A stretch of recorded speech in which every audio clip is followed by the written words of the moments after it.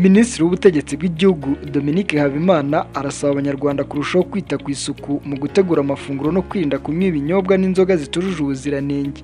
Ashimangira ko ubuzima bw'Umunyarwanda bugomba kubungwabungwa kurusha ibindi byose. Minisitiri w'ubutegetsi bw'igihugu yagaragaje ko inzoga z'inkorano n'ibiribwa bidateguranywe isuku bihungabanya ubuzima bw'abaturage, asaba buri wese kugira uruhare mu kubikumira no gutanga amakuru igihe abonye ibikorwa bishyira ubuzima bw'abandi mu kaga. Yongeye kwibutsa ko muri ibihe by'impeshyi haba hari ibirori byinshi, abakira abantu bagomba kwitondera ubuziranenge bw'ibiribwa n'ibinyobwa babaha kuko ababikora nabi babihanirwa n'amategeko. Minisitiri Habimana yanakanguriye Abanyarwanda kugabanya cyangwa kureka kunywa inzoga, agaragaza ko zangiza ubuzima. Ibi bije nyuma y'uko abaturage 128 bo mu murenge wa Rukira mu karere ka Ngoma bajyanywe kwa muganga nyuma yo kunywa umutobe bikekwa ko wari wanduye mu bukwe, ndetse na Minisiteri y'ubuzima ikaba iherutse gutangaza ko mu mezi 6 ya mbere ya 2026 abantu 44 bamaze gupfa bazize kunywa inzoga zitujuje ubuziranenge.